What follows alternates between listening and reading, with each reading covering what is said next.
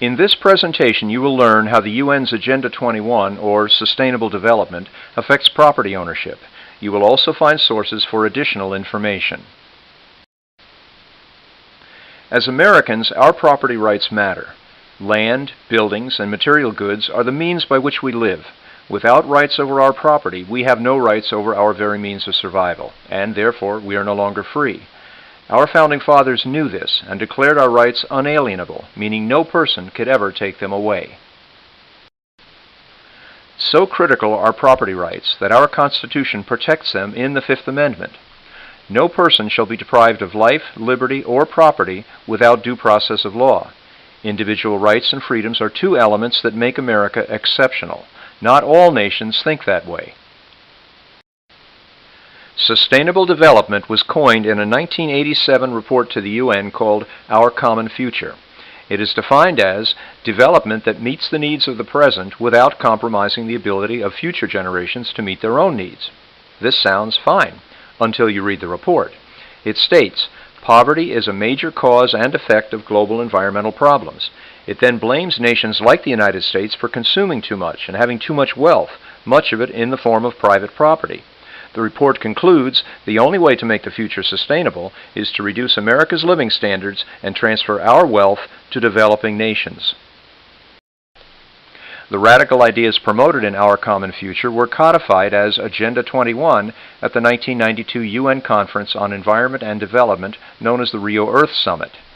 18,000 people from around the world attended.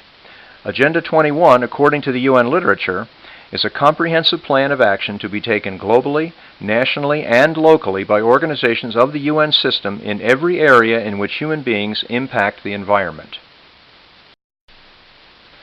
More than 178 nations adopted Agenda 21, including George H.W. Bush for the United States. Although Congress never approved the program, President Clinton established by executive order the President's Council on Sustainable Development, whose stated purpose was to implement Agenda 21 in the United States. The President's Council on Sustainable Development operated through 1999, but its actions are now embedded in every federal agency and influence state and local communities across the United States. President Obama's Executive Order 13575 created the White House Rural Council, which further authorized every federal agency to oversee all food, fiber, and energy needs for all rural sustainable communities in America. The UN groups use the terms Sustainable Development and Agenda 21 interchangeably. Most people never heard of Agenda 21, and here's why.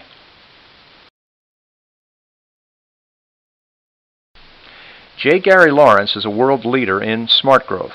He served as advisor to the President's Council on Sustainable Development. Writing for the Millennium Papers, a strategic planning publication for Agenda 21, Lawrence said, participating in a UN-advocated planning process would very likely bring out many who would actively work to defeat any elected official undertaking a local Agenda 21.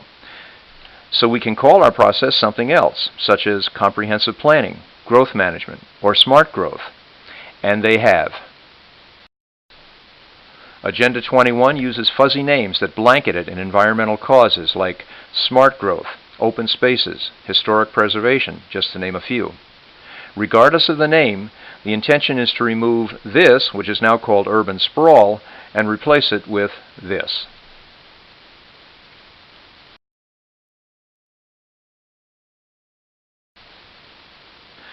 Agenda 21 mandates that all states, including the United States, must resolve all environmental disputes peacefully and in accordance with the Charter of the UN, not our own nation's laws.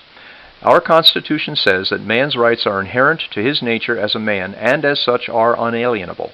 This is in direct opposition to the UN Declaration, which holds that man's rights are granted by other men and therefore they can be taken away by men. Sustainable Development's political agenda originates in the UN's founding documents. This is not surprising, since many of the nations represented needed a point of agreement to rally around. The UN Charter provided that. Whereas our Declaration of Independence protects our citizens and their labor, the UN Declaration grants government the authority to withhold your property for the good of the community. To implement sustainable development in the United States, unalienable rights such as the right to property must be eroded or struck down altogether. The authors of Agenda 21 said it will affect every area of all human life grouped according to three objectives: equity, economy, and the environment.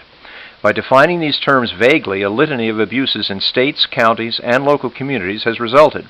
By rubber stamping preconceived plans, using manipulative visioning and consensus sessions to create the appearance of public buy-in, and acquiring grants from sources with questionable motives, the entire process of implementing sustainable development policies is suspect. Social equity means using the law to restructure American life. The authors of Sustainable Development knew their objectives would clash with those of the average U.S. citizen. Therefore, to achieve their objectives, they called for a shift in attitudes.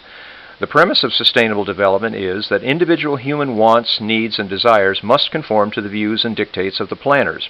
Harvey Reuven, executive member of ICLEI, has said that individual rights will have to take a back seat to the collective in the process of implementing sustainable development. The next E is economy. Remember, Agenda 21's core purpose is the international redistribution of wealth and the creation of public-private partnerships. Maurice Strong, at his opening speech at Agenda 21 Earth Summit in 1992, said, "Current lifestyles and consumption patterns of the affluent middle class involving high meat intake, use of fossil fuels, appliances, home and work air conditioning, and suburban housing are not sustainable." According to Agenda 21's preamble, the developmental and environmental objectives of Agenda 21 will require a substantial flow of new and additional financial resources to developing countries. This declaration mandates, if the conditions of the poor are to be improved, wealth must be taken from the rich, in this case U.S. property owners. Sustainable development planners use conservation easements, eminent domain, reauthoring of master community plans, enhanced regulations, and millions of dollars in grant money to acquire private property as the means to redistribute wealth both in theory and practice. This is effectively lowering the U.S. standard of living to that of the rest of the world. Agenda 21 states that equity will be achieved through implementation of the international economic order and through transfers of resources to developing countries.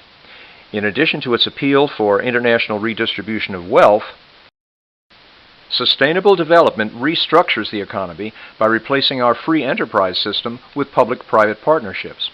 Public-private partnerships provide lucrative contracts for those companies partnering with the government and non-governmental agencies, while non-partnered companies struggle to survive against their subsidies, regulations, tax breaks, and insider privileges. With it goes the free market system.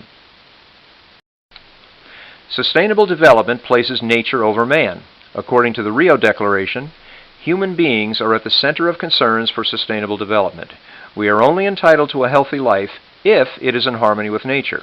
It continues, to achieve sustainable development, states should reduce and eliminate unsustainable patterns of production and consumption. Most people support laws to protect the environment. Sustainable development uses the environmental movement as the means to promote a political agenda. ICLEI is the non-governmental organization tasked with rolling out sustainable development. Their action plan restructures the world's governments so that all people will be the subjects of a global collective. The implementation requires the surrender of many individual and property rights. Once fully implemented, ordinary people will be left unprotected from de facto decrees placing nature above man while relegating man to the status of a biological resource. The method of implementing sustainable development in communities is alarming. Projects are often initiated by groups such as ICLEI or the American Planning Association, who create fear over problems portrayed as a crisis. Farmland development, urban sprawl, poor water management, wildlife preservation, or too many cars on the freeway are examples. Stakeholder council meetings are typically arranged under the auspices of soliciting input from community members.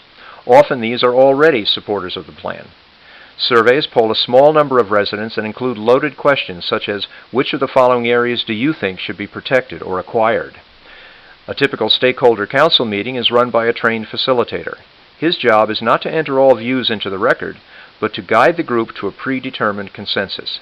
Tactics vary between facilitators, but consensus generally is reached by subtly marginalizing opposition while recording the good ideas and allowing criticism only for the bad ones. Once a problem has been identified, every NGO, nonprofit, and local government has a vast stock of boilerplate solutions at hand, enabling them to identify problems with the goal of implementing predetermined outcomes that advance sustainable development policies. The same stock solutions are applied in Stockholm, Boulder, Santa Cruz, or anywhere in the world. ICLEI, whose mission is to help local governments implement sustainable development, has worldwide offices and operates in over 600 U.S. communities. Today, every county in the United States has sustainable development directives guided by federal agencies, NGOs, and/or ICLEI. NGOs often gain local community compliance with promises of funding grants. Their list of money sources is impressive and includes the Nature Conservancy, the Sierra Club, the National Audubon Society, the American Planning Association, and the National Teachers Association. Over 2,000 NGOs are accredited by the United Nations for the purpose of implementing sustainable development in America. They receive massive tax advantages from the IRS. This map shows the UN's vision for our country's land use when sustainable development is fully implemented. The black areas are where humans will be permitted to live. Sustainable development is a plan for global control using land and resource restriction, social transformation through education, and other programs. The land use element of sustainable development calls for 2 action plans designed to reduce or eliminate private property: the Wildlands Project and Smart Growth. Upon implementation, all human action is subject to control. Since all things ultimately come from natural resources on rural lands, the transfer of the land from citizen to government control will make it easy for government and its partners to control what we have, what we do, and where we go. The rural land use embodied in the Wildlands Project is tied to its urban counterpart, Smart Growth. As human beings are barred from rural land, there will be a concentration of human activity in urban areas. Through Smart Growth, the infrastructure is being created for a post-private property era in which human action is subject to the centralized government planning. Sometimes called comprehensive planning or growth management, Smart Growth is the centralized control of every aspect of urban life, including energy and water use, housing, population growth and control, public health and dietary regimens, resources and recycling, social justice and education, toxic technology and waste management, transportation and air quality, business, and economic activity. Citizens are becoming aware. Commissioners in Carroll County, Maryland abolished the Office of Sustainability. Spartanburg, South Carolina, Las Cruces, New Mexico, New Rochelle, New York, Amador County, California, Carver, Massachusetts, and dozens of other communities are either pulling out or pushing back against ICLEI, the American Planning Association, and Smart Growth. There is a lot you can do. Learn more. Google Agenda 21, Sustainable Development.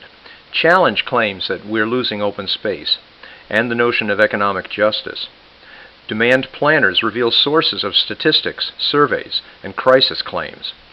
Join groups in your area. Find your representatives' names and educate them, and demand political candidates say no to sustainable development.